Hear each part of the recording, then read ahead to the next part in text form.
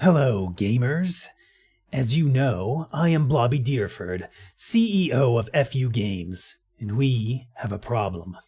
Stop Killing Games is attempting to destroy the quadruple A game industry's ability to maximize our profits by exploiting your inability to remember you already purchased Skyrim half a dozen times across every console you've ever owned. You see, we need games to die so we can remaster them and sell them to you again and again and again. We don't like making new games, that's just too risky. And if your old games still worked, you wouldn't need our remastered versions. We'd actually have to make sure they're good remasters, and who the fuck wants to pay for that?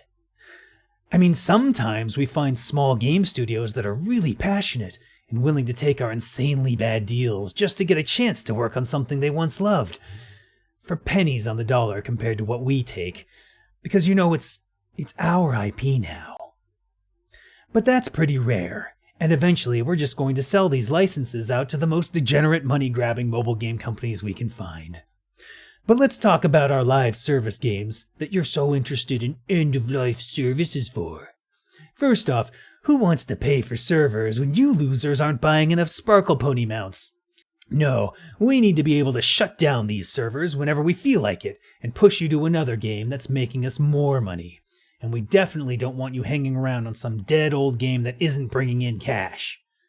Speaking of shutdowns, we don't have time for end-of-life services for games. We need to be able to lay off entire game development studios whenever we feel like it to make our quarterly profits spike up as we cut out those pesky expenses of providing barely enough money for our developers to live. Gosh, I remember when the game industry started and I was collecting residuals for games I'd worked on years ago. Damn glad we got rid of that, now that I'm the one who gets to collect all the profits. You see, CEO pay in the game industry is one of the few ways we can bring in extremely talented profit makers like myself, so it's important we don't distribute any of those profits from the games to the people who actually made them. After all, if we paid them a fair percentage of the profits from those games, they could do something awful, like start their own game studio and compete with us. Fuck that. Listen, I know you don't understand how to make money, or you'd be rich like me, and able to purchase the politicians, like I do. Your continued laziness is all we really want to see.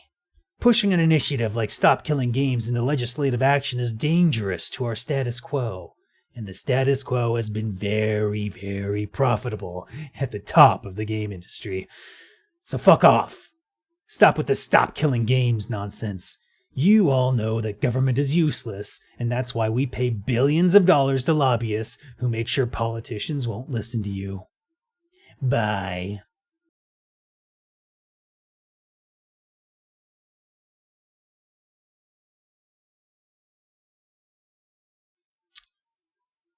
Hello, I'm Designer Dave, 26-year game industry designer. I hope you enjoyed that little bit.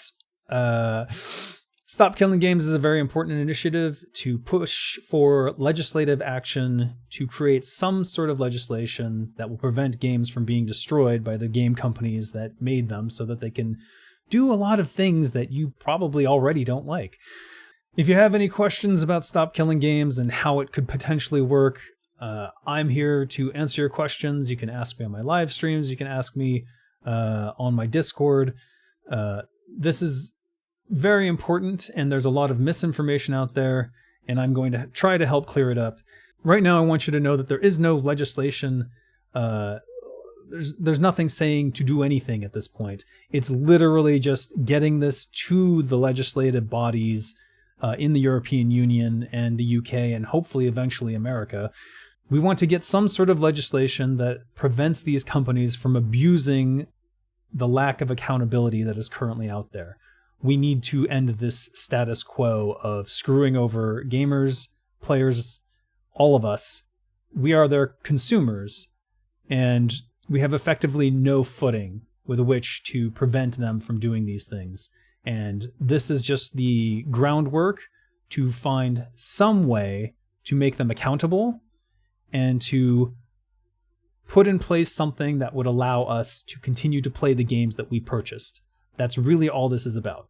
So don't let anyone confuse you with like the bullshit normal takes of like, oh, you would be enslaving developers. No, that would be job security for those developers, because most of these games that get murdered are murdered by the big studios by doing mass layoffs and shutdowns and so forth. This will help game developers, so don't get confused. Join me on Discord if you have any questions. Designer Dave out.